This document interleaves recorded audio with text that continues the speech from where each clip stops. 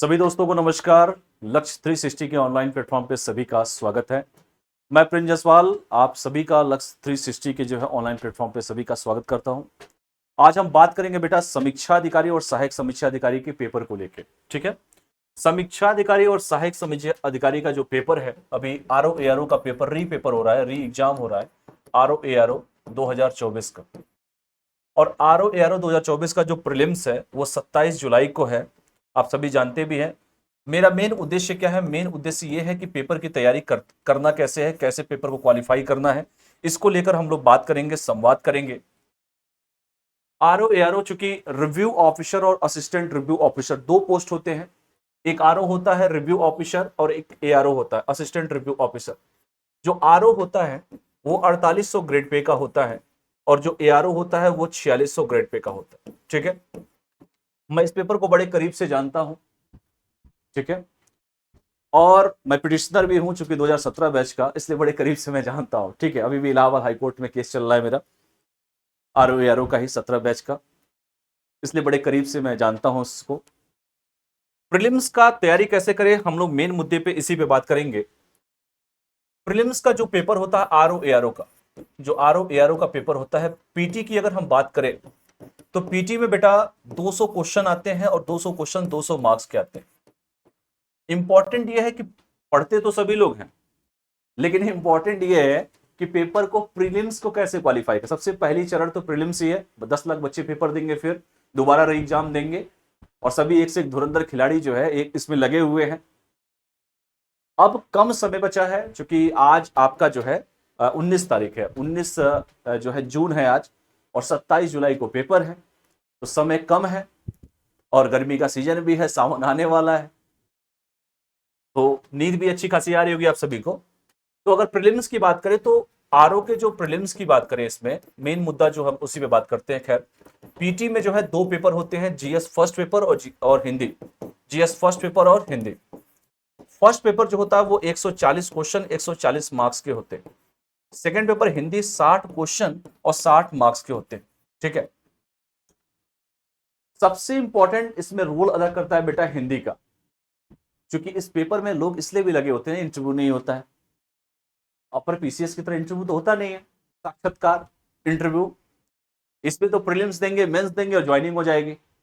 और जिंदगी भर आपको सचिवालय में रहना है, लखनऊ सचिवालय में, या तो प्रयागराज में रहना है, मुस्कुराइए आप उत्तर प्रदेश में है।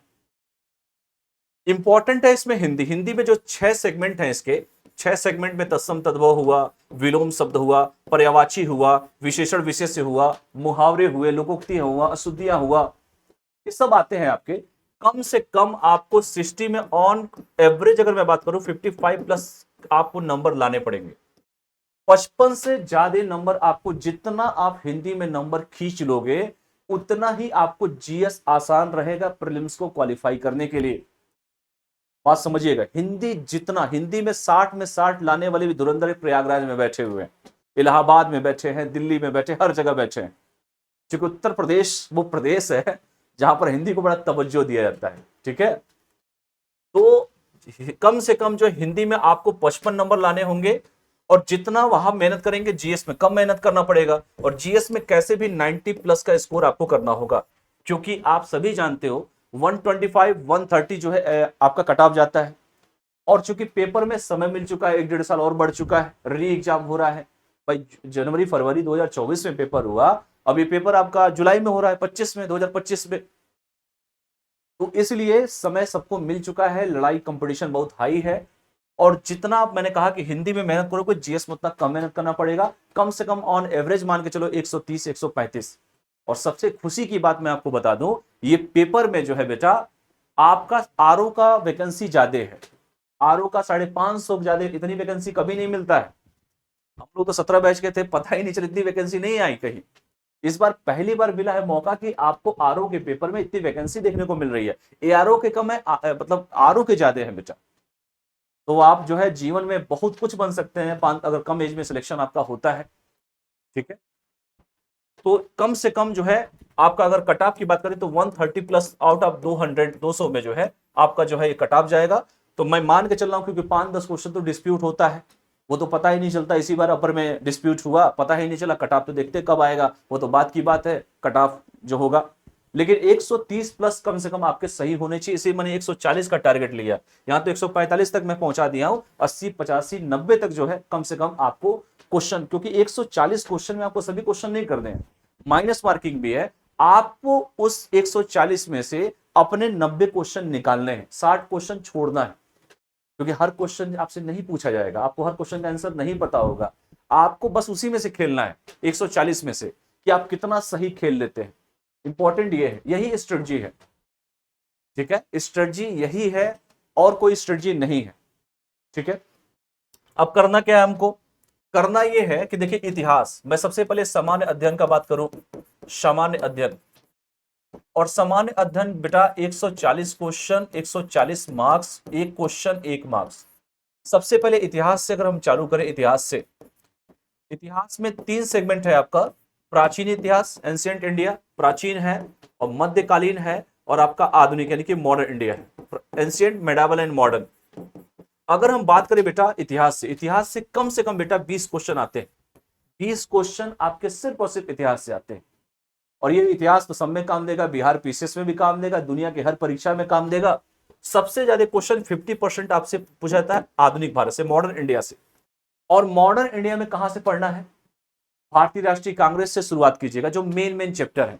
भारतीय राष्ट्रीय कांग्रेस, या भारतीय राष्ट्रीय कांग्रेस की प्रथम महिला अध्यक्ष कौन थी, प्रथम पुरुष अध्यक्ष कौन थे, या भारतीय राष्ट्रीय कांग्रेस में जो है प्रथम भारतीय महिला कौन थी। जैसे मान लीजिए मैं ये कहूं कि 1925 में 1925 में भारतीय राष्ट्रीय कांग्रेस की प्रथम भारतीय महिला अध्यक्ष श्रीमती सरोजिनी नायडू जी बनी, और 2025 बेटा चल रहा है, 100 साल कंप्लीट हो गया। तो जब भी किसी के 100 साल कंप्लीट होते हैं, जब भी किसी के 50 साल कंप्लीट होते हैं बेटा, पेपर में क्वेश्चन आपसे पूछने की प्रोबेबिलिटी ज्यादा हो जाती है।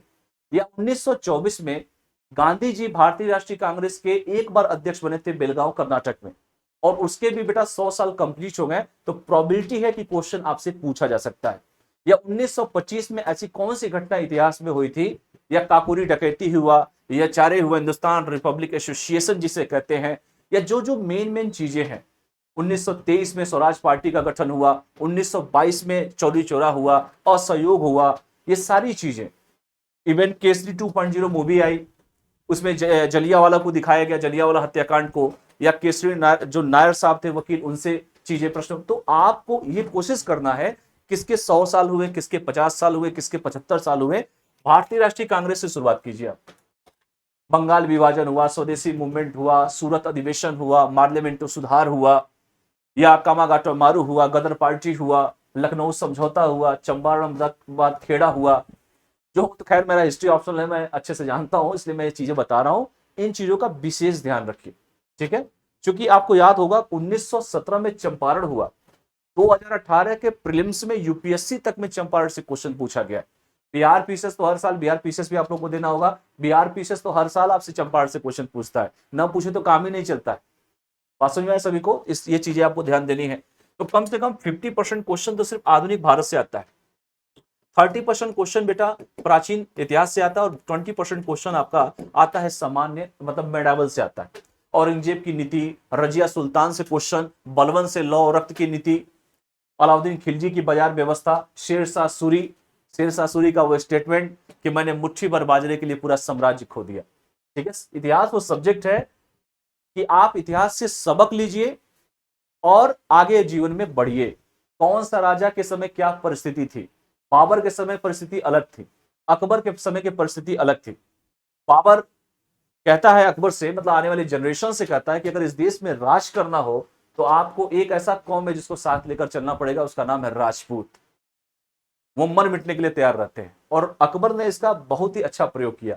इतिहास का सबसे कम पढ़ा लिखा शासक अकबर, और किसको किस तरह खेलना है, मैनेजमेंट क्वालिटी अकबर की जबरदस्त है, इसलिए इतिहास में अकबर महान हो गया। यही स्ट्रेटजी आपको सीखनी है।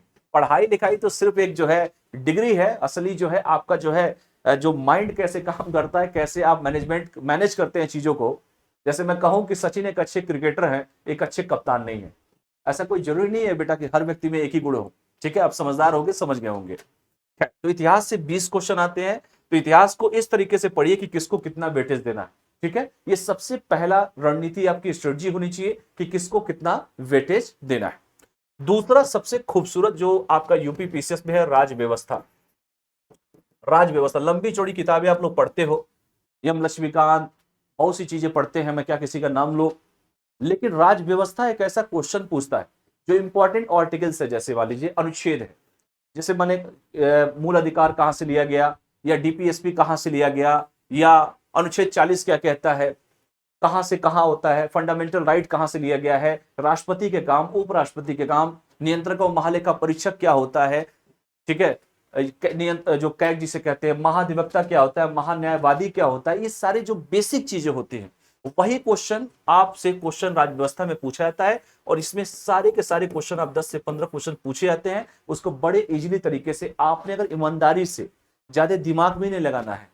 संयुक्त अधिवेशन किस अनुच्छेद में होता है, कौन किसके द्वारा बैठा बुलाया जाता है, प्रोटेम स्पीकर का काम क्या होता है, महान्यायवादी का काम क्या होता है, लोकायुक्त क्या होते हैं, लोकपाल क्या होते हैं, किस देश से लोकपाल लिया गया है, कौन सा एक्ट आया था, यही सब तो घुमा फिरा के क्वेश्चन आपसे पूछे जाते हैं, कोई लंबा चौड़ा क्वेश्चन नहीं पूछा जाता है। ठीक है, तो राज व्यवस्था एकदम बेहतरीन खूबसूरत सा क्वेश्चन आता है। तीसरा हम बात करेंगे बेटा आपसे साइंस।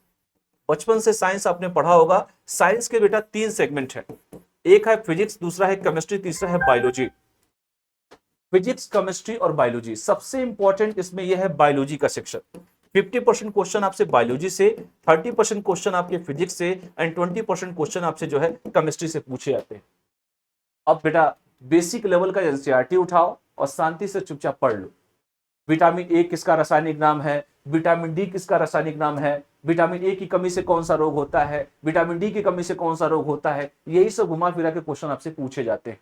ये सब पेपर में पूछे जाते हैं, तो समीक्षा अधिकारी कोई लिखित नहीं है कि यही क्वेश्चन आपसे पूछा जाएगा। इसी बार जो है एक बचपन में बहुत सारा कौन सा ये कैल्शियम फास्फेट या किसका जो है रासायनिक नाम पूछ दिया, बताओ पढ़ के कुछ और जा रहे हो, पूछ कुछ और रहा है। तो बेसिक बेसिक चीजें जो है केमिस्ट्री हुआ, फिजिक्स हुआ, ये सब चीजें आपसे पूछी जाएंगे। तो साइंस से भी कम से कम जो है मान के चलो 20 से 25 क्वेश्चन आपसे साइंस में भी बेटा पूछे जाते हैं। आपको सिर्फ और सिर्फ जो है 140 क्वेश्चन में सिर्फ आपको 90 क्वेश्चन ही सही करने हैं। आप अपने 90 क्वेश्चन को कहां से टैकल करते हो ये आपके ऊपर होना चाहिए कि भाई कहां से 90 क्वेश्चन को आप पकड़ते हैं, कहां से निकालते हैं 90 क्वेश्चन को, इंपॉर्टेंट ये होना चाहिए। ठीक है, इसके बाद अगर हम बात करें बेटा, आपका हिस्ट्री हो गया, आपका पॉलिटी हो गया, आपका जो है राज व्यवस्था हो गया, मतलब पॉलिटी हो गया आपका, इसके बाद साइंस हो गया, और सबसे इंपॉर्टेंट एक है आपका भूगोल। भूगोल में देखो 2 चीजें हैं भूगोल में, एक आपका है मतलब भारत का भूगोल, और दूसरा बेटा पूछेगा विश्व का भूगोल। भारत का भूगोल यानी इंडियन ज्योग्राफी, और दूसरा है विश्व का भूगोल यानी कि वर्ल्ड ज्योग्राफी। सबसे इंपॉर्टेंट पूछता है जो क्वेश्चन है, 60% क्वेश्चन तो भारत के भूगोल से पूछेगा, और इससे जो है वर्ल्ड जो ज्योग्राफी से 40% क्वेश्चन आपसे पूछे जाते हैं। वही वर्ल्ड ज्योग्राफी में पंपास कहाँ पाया जाता है, कौन सा घास कहाँ पर पाया जाता है, आजकल तो राजधानी तक पूछ दे रहा है, केन्या की राजधानी कौन सी है, सियोल किस देश का है, कहाँ की मुद्रा, ये सब क्वेश्चन पूछ दे रहे हैं, जापान की मुद्रा क्या है। अब बताओ, कहोगे सर ये सब कौन सा क्वेश्चन, आजकल ऐसे क्वेश्चन पूछे जा रहे हैं, इसलिए आपको बेटा ये सब चीजें भी आपको पढ़ना है। ठीक है, तो भूगोल भी जो है कम से कम 10 से 15 क्वेश्चन आपको भूगोल में ऑन एवरेज में बता रहा हूं, पिछली बार तो 21 क्वेश्चन के आसपास पूछे गए थे, तो 15 से 20 क्वेश्चन भी आपको ज्योग्राफी में देखने को मिल सकता है। ठीक है, बांग्लादेश से क्वेश्चन हो सकता है इस बार पूछ दे। आपको याद होगा कि बांग्लादेश में जब तख्ता पलट हुआ तो बांग्लादेश की शेख हसीना को जो है बांग्लादेश छोड़कर जो है उत्तर प्रदेश हिंडन एयरबेस वहां पे लैंड करना पड़ा उनको। ठीक है, तो उत्तर प्रदेश में उनका स्वागत किया गया था, अपना देश जब छोड़ा उन्होंने। तो हो सकता है बांग्लादेश से जो है कितना सीमा साझा करते हैं, ये क्वेश्चन आपसे पूछा जा सकता है। बांग्लादेश की समस्या से क्वेश्चन पूछा जा सकता है। ठीक है, तो ये सब चीजें याद रखिएगा, कहाँ कहाँ किससे हम बॉर्डर शेयर करते हैं, म्यांमार से, या मान लीजिए भूटान से, या नेपाल से, किससे, पाकिस्तान से, या जितने भी कोस्टल एरिया हो सकता है उससे क्वेश्चन। तो आप ये सब भी ध्यान दीजिए जो ज्वलंत मुद्दे हैं। इकोनॉमी की बात अगर हम करें, अर्थव्यवस्था, अर्थव्यवस्था बच्चे को लगता है बड़ा टिपिकल है, बिल्कुल है, सही बात है, गलत नहीं कहूंगा मैं। अर्थव्यवस्था से भी बेटा 10 से 15 क्वेश्चन आपसे पूछे जाते हैं।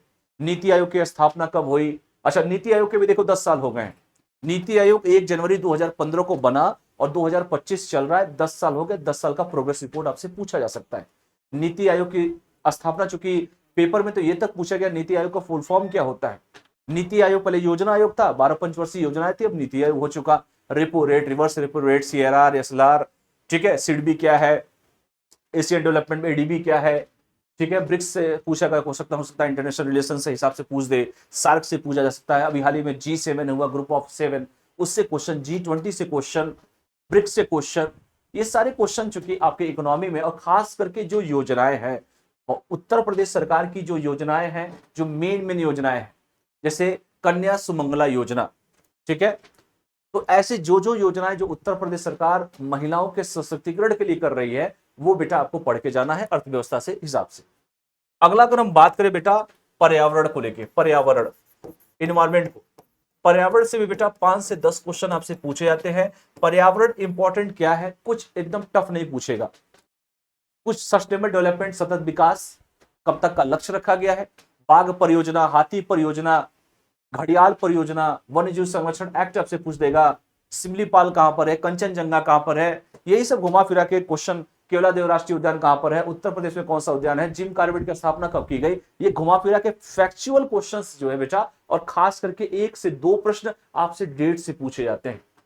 अब 21 जून है, कौन सा दिवस मनाया जाता है, इस बार योगा का कौन सा थीम है, हो सकता है पूछ दे क्वेश्चन। 21 जून चूंकि आने वाला, आज 19 तारीख है आपका, 19 जून है, 2 दिन बाद हम सभी योगा करेंगे, इसलिए मैं टी शर्ट पहन के आज घूम रहा हूं, ताकि शरीर को फिट रखो और योगा हम भी करें, ठीक है, मतलब पेपर के हिसाब से बता रहा हूं। चलो, तो पर्यावरण से भी बेटा 5 से 10 क्वेश्चन आपसे पूछा जा सकता है। इसके बाद सबसे इंपॉर्टेंट आपका है बेटा करंट अफेयर, जिसे हम समसामयिकी कहते हैं, समसामयिकी। समसामयिकी देखो, अशुद्धिया और शुद्धिया जो होता है ना, यही से ही होता है, बड़ा होगा कि छोटा ही होगा, इसीलिए जो हिंदी बड़ा इंपॉर्टेंट है समीक्षा अधिकारी के पेपर के लिए। समसामयिकी से बेटा 25 से 30 क्वेश्चन आपसे पूछे जा सकते हैं। तो समसामयिकी एक ऐसा टॉपिक है बेटा जिसको आपको डेली आपको उससे क्या होना, अपडेट होना। प्रेस ब्यूरो ऑफ इंडिया आपको पढ़िए अच्छे से, उत्तर प्रदेश सरकार की जो महत्वपूर्ण योजनाएं हैं, उत्तर प्रदेश सरकार कौन सा डिसीजन ले रही है, या यूपी के बजट से क्वेश्चन पूछ देगा, राजकोषीय घाटा क्वेश्चन पूछ देगा, मतलब उत्तर प्रदेश से रिलेटेड पूरा जो फोकस होता है वो उत्तर प्रदेश पे ही होता है। तो समसामयिकी भी आपसे अच्छा खासा एक बहुत बड़ा वेटेज है करंट अफेयर का, ये आपको इन भी कर सकता है और आउट भी कर सकता है, इसलिए करंट अफेयर की किताब उठाइए, चाहे घटना चक्र पढ़ते हो, चाहे घटना सार पढ़ते हो, चाहे जो भी पढ़ते हो, आप अच्छे से रट जाइए उसको। 1 साल का कम से कम करंट अफेयर आपको पढ़ के जाना है, ठीक है बेटा, कम से कम 1 से सवा साल तक का जो है करंट अफेयर आपको पढ़ के जाना है, एकदम घोर के पी जाना है, समझ लीजिए, बस इतना मैं कहूं तो गलत नहीं होगा, ठीक है। जो ज्वलंत मुद्दे हुए, जैसे मान लीजिए अभी हमने पाकिस्तान से जो है जो अभी हमने जो ऑपरेशन सिंदूर किया, उससे क्वेश्चन बन सकते हैं। सिंधु नदी जल समझौता जो हुआ 1960 में, उससे क्वेश्चन पूछ सकते हैं। या 1960 में जब जवाहरलाल नेहरू जी उस समय देश के प्रधानमंत्री थे, तो उस समय राष्ट्रपति कौन थे, हो सकता है पॉलिटी में ये क्वेश्चन आपसे पूछ दे। अभी बांग्लादेश के बारे में हमने कहा कि बांग्लादेश कब आजाद हुआ, ये क्वेश्चन आपसे पूछा जा सकता है। उस समय देश के प्रधानमंत्री कौन थे, वर्तमान में कौन थे, इस समय है, या बांग्लादेश से कितना सीमा साझा करते हैं, या यूपी उत्तर प्रदेश भारत का कौन सा ऐसा राज्य है जो बांग्लादेश से सीमा साझा करता है, ये क्वेश्चन। मतलब समसामयिकी को आप लोग कम से कम एकदम अपडेट समझिए एक तरह से। वो 25 से 30 क्वेश्चन बेटा आपको इन भी कर सकता है और आपको आउट भी कर सकता है, ठीक है। तो ये भी, अभी जो मान लीजिए अहमदाबाद में जो प्लेन क्रैश हुआ उसका नंबर पूछ सकता है, उस फ्लाइट का नंबर कौन सा था, कौन सी फ्लाइट किस कंपनी की थी, ये भी क्वेश्चन आपसे, मतलब करंट अपडेट रहिए आप चीजों को लेके। आप लोग तो दिन भर फेसबुक चला रहे हो, व्हाट्सएप चला रहे हो, वैसे भी व्हाट्सएप यूनिवर्सिटी का जमाना है आजकल। अच्छा, मेटा जो फेसबुक हुआ, नए सीईओ साहब आए हैं, उसके बारे में पढ़िए, फेसबुक की स्थापना कब हुई, वर्तमान में कौन इसके हेड हैं, ट्विटर हुआ, या जो भी चीजें हैं, मतलब करंट अपडेट आपको रहना पड़ेगा। और लास्ट में मैं कहूंगा यूपी स्पेशल, मुस्कुराइए आप उत्तर प्रदेश में, ठीक है। यूपी स्पेशल से 8 से 10 क्वेश्चन बेटा पूछे जा रहे हैं आजकल। तो यूपी में उत्तर प्रदेश की जो जनसंख्या और नगरीकरण, ये भी इसी में मैं इंक्लूड कर दूं तो गलत नहीं होगा, जनसंख्या एवं नगरीकरण, मतलब इन सभी को अगर मिला दिया जाए, जनसंख्या नगरीकरण को भी, तो ये भी 8 से 10 क्वेश्चन इससे भी पूछे जाते हैं। तो बेटा उत्तर प्रदेश में, जैसे मान लो मैं कहूं पूर्वांचल का पहला सैनिक स्कूल कहां खुला है, भाई गोरखपुर में खुला है। या गोरखपुर में ये पूछ दे, गोरखपुर मंडल के, उत्तर प्रदेश में कितने मंडल है, उत्तर प्रदेश में कितने जिले हैं। जो मंडल होता है बेटा वो जिला भी होता है, ये भी क्वेश्चन आपसे पूछा सकता है।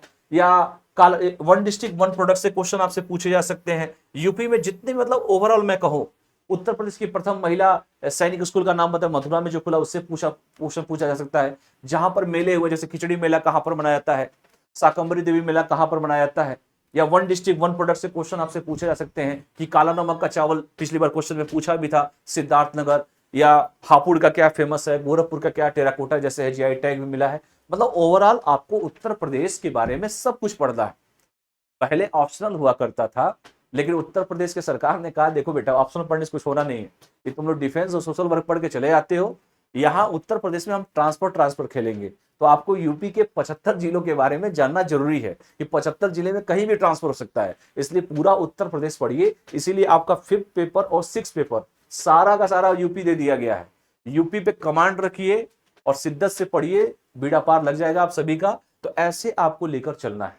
ओवरऑल मैं अगर कहूं तो 140 क्वेश्चन में अपने हिसाब से देख लीजिए कहां से आप 85 से 90 क्वेश्चन आप कर लेते हैं, आपका प्रीलिम्स कभी नहीं रुकेगा।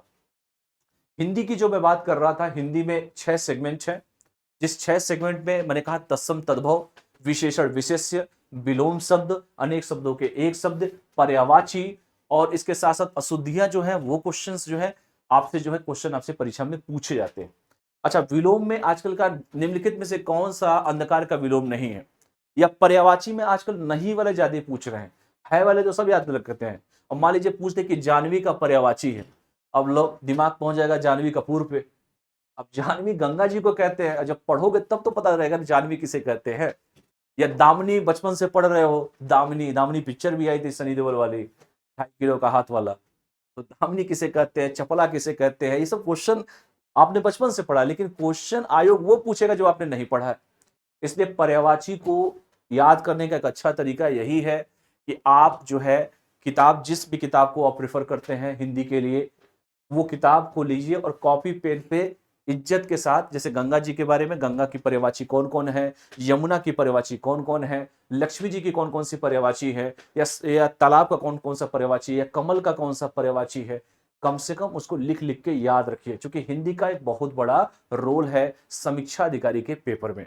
आपको कटऑफ कम से कम 130 प्लस आपको सही करना है। अब जिस तरीके से या तो जीएस को मजबूत कीजिए या अपने हिंदी को मजबूत कीजिए, और जो इंपॉर्टेंट अगर स्मार्ट वर्क करना है बेटा, तो हिंदी को जितना आप अधिक से अधिक खींच सकते हो, जीएस में उतना कम आपको मेहनत करना पड़ेगा।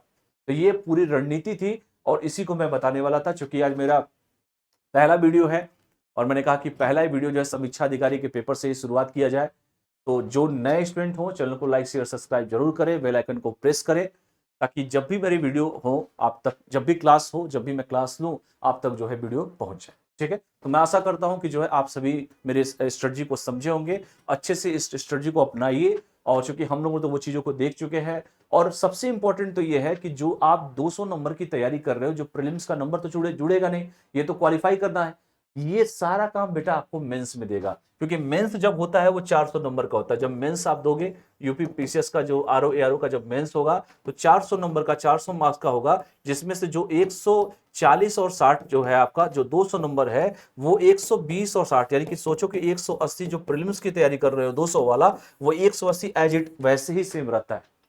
अब सोच लो एक तीर से कितने शिकार आप कर रहे हो। इंपॉर्टेंट ये देखो, जो 140 है वो 120 मेंस में हो जाता है। ये पीटी वाला है ना, ये तो ये मेंस वाला हो जाता है, 120 हो जाता है। और ये 60 एज इट सेम 60 आ जाता है बेटा। ये जो 60 है, ये 60 सेम ऐसे 60 आ जाता है, ये भी याद रखिए। तो देखिए एक तीर से कितने शिकार कर रहा है। 180 तो सेम ऐसे ही रहेगा। 120 नंबर का आपका एस्से रहेगा, खूबसूरत सा एस्से। 40 नंबर के 40 के 3 एस्से आते हैं। तो 140 नंबर के 3 एस्से, यानी कि आपका 40 नंबर के 3 एस्से हो जाएंगे, यानी कि 120 नंबर का ये हो जाएगा। और पत्र लेखन आएगा 100 नंबर का, वो तो मेंस में जब होगा तो हमको बताएंगे, ये आप सभी को 100 नंबर का। और बचा आपका 180 नंबर, ये हो जाएगा। टोटल 400 नंबर हो जाएंगे। तो पहले इसीलिए मैं कह रहा हूं कि जब प्रीलिम्स का जीएस और ये हिंदी करोगे ना, तो बेटा इसका बेनिफिट आपको मेंस के भी काम देगा। ठीक है, 280 नंबर ओवरऑल 400 में लाने हैं मेंस में, आपका समीक्षा अधिकारी का पद आप लोग को मिल जाएगा। और सबसे अच्छी खुशी की बात तो यह है, 4800 ग्रेड पे की जॉब है बेटा, 80,000 के आसपास सैलरी रहती है, एआरओ की 76,000 के आसपास सैलरी रहती है। कम एज में सिलेक्शन होगा तो भविष्य में वहां तक पहुंच सकते हो जहां पर डिस्ट्रिक्ट मजिस्ट्रेट साहब भी पहुंचते हैं। ठीक है, तो मुस्कुराइए, आप उत्तर प्रदेश में है, इस स्ट्रेटजी को अपनाइए। और जो लोग नए हो चैनल को लाइक शेयर सब्सक्राइब जरूर करें, बेल आइकन को प्रेस करें। बहुत बहुत धन्यवाद। Thank you all of you. Thank you.